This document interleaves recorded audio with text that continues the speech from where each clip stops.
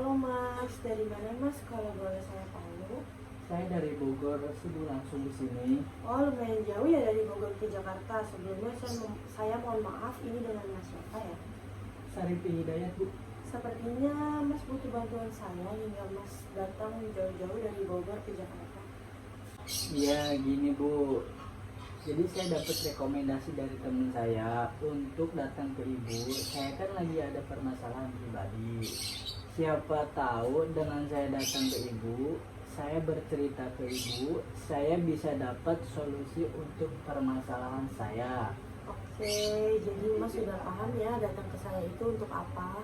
Iya, Bu, paham. Jadi saya langsung menceritakan masalah pribadi saya. Gak apa-apa kan, Bu? Baik, silahkan. Begini, Bu, saya merasa tidak percaya diri ketika tampil di depan orang banyak, apalagi ketika saya presentasi di depan kelas. Lalu bagaimana?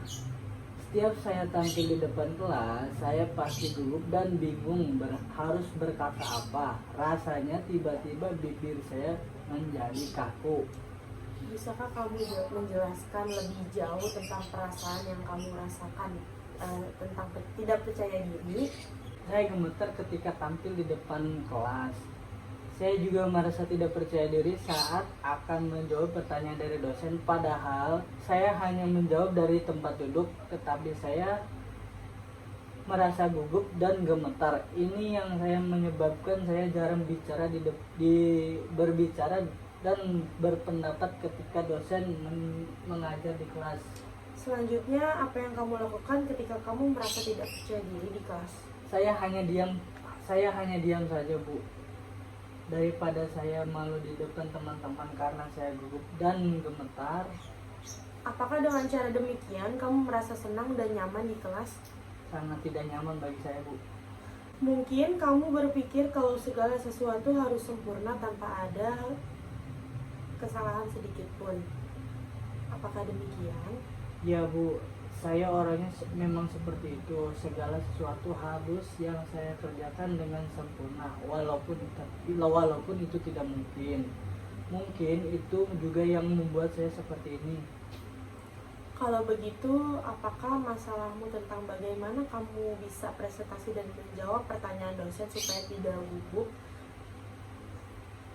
Ya, Bu, dan saya bingung harus bagaimana. Setiap hari saya berpikir dan berusaha bagaimana caranya agar saya dapat percaya diri tampil di depan kelas. Ya, bagus sekali. Kamu sudah memahami masalah yang kamu alami, yaitu bagaimana kamu bisa presentasi dan tidak gugup dalam menjawab pertanyaan dosen. Ya, Bu, saya sangat ingin sekali bisa tampil percaya diri di depan kelas, tapi rasanya bagi saya sulit sekali. Bagus sekali keinginan kamu. Ibu sangat senang sekali mendengarnya.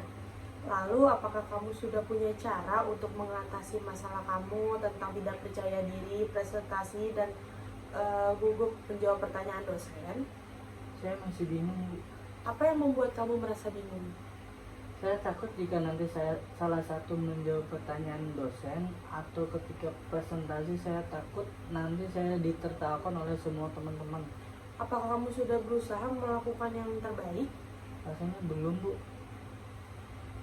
Jika mencobanya saja kamu belum, lalu kenapa kamu bisa berpikir negatif seperti itu? Nah, itu yang saya tidak mengerti, Bu. Baik, saya akan berusaha melakukan yang terbaik agar saya merasa percaya diri presentasi dan menjawab pertanyaan dosen. Baiklah, apa kira-kira rencanamu sementara sebagai pegangan untuk tindakan selanjutnya? Pertama, saya akan berlatih dan belajar dulu tentang materi yang akan saya presentasikan. Kedua, saya akan berpenampilan rapi sehingga saya akan merasa lebih percaya diri. Dan yang ketiga, saya akan berdoa dulu sebelum tampil agar saya lebih tenang. Saya rasa itu yang akan saya lakukan, Bu. Bagus, kamu sudah tahu ya apa yang harus kamu lakukan. Sebelum pembicaraan ini kita tutup, bagaimana perasaanmu setelah kita berdiskusi, atau apakah kesimpulan kamu?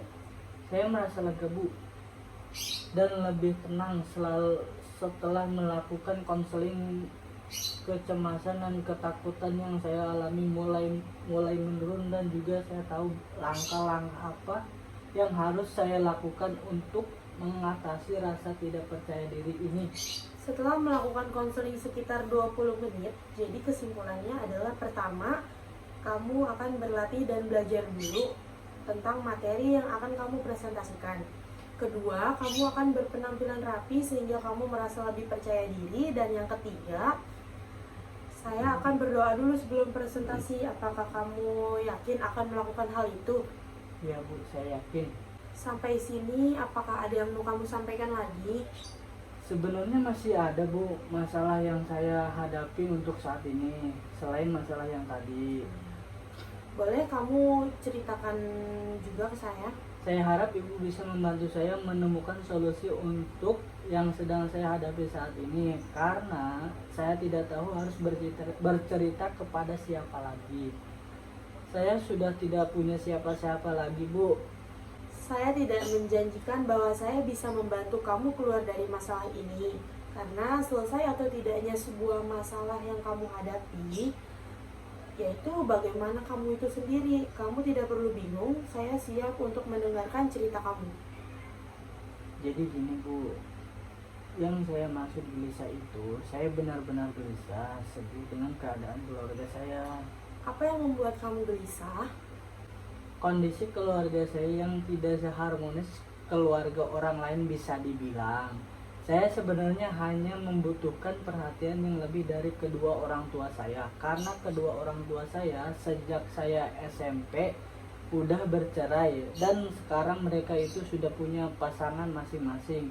Ayah saya sudah menikah dan ibu saya juga sudah menikah. Ibu saya sudah menikah dengan orang Australia, dan ayah saya menikah dengan orang luar daerah. Saya merasakan apa yang kamu rasakan, betapa berat masalah yang kamu hadapi. Iya, saya tuh bingung dengan masalah saya ini. Ya, Abi dan Umi bercerai, saya tuh bingung harus apa yang diperbuat, karena mereka sudah tinggal dengan keluarga masing-masing, seperti itu Bu. Orang tua kamu sudah bercerai, tinggal bersama dengan? Saya tinggal bersama dengan Umi. Masalah apa yang mengganggu kamu? Permasalahan intinya tuh sekarang kan saya tinggal bersama Umi, dan saya tuh memiliki satu adik. Adik saya itu laki-laki dan sekarang duduk di kelas 1 SD. Yang bikin saya berat itu gimana ya Bu? Gimana ya? Umi saya harus berangkat ke Australia bersama dengan suaminya, dan saya tuh di sini benar-benar sedih. Benar-benar sedih banget ya.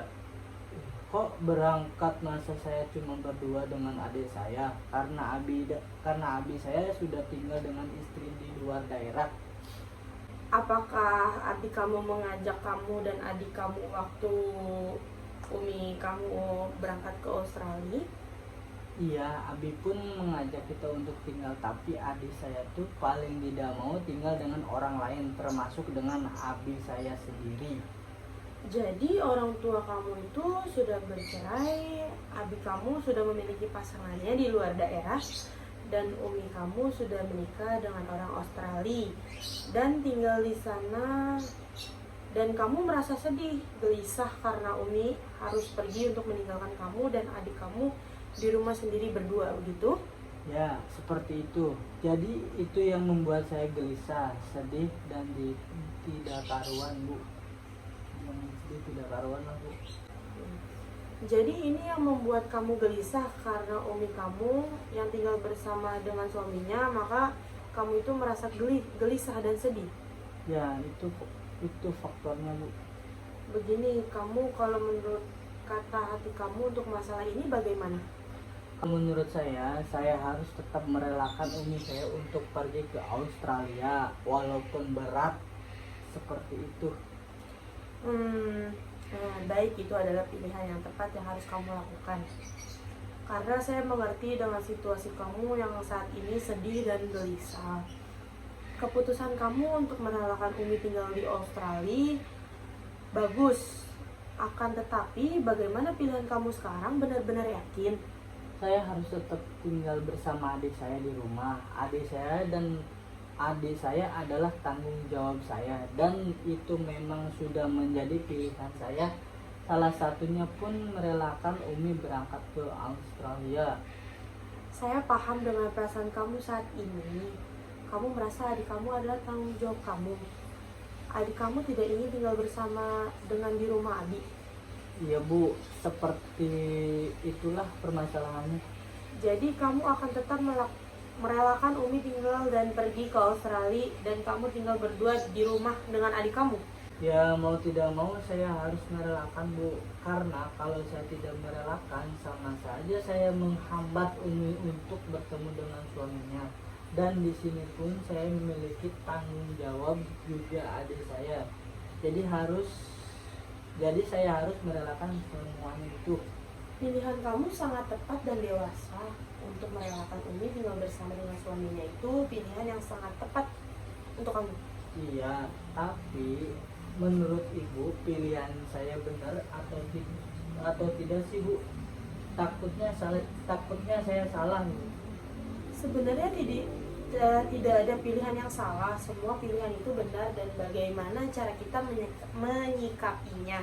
Jadi pilihan saya ini tidak salah ya Bu? Tidak, itu udah ada pilihan yang tepat dan dewasa untuk kamu sendiri.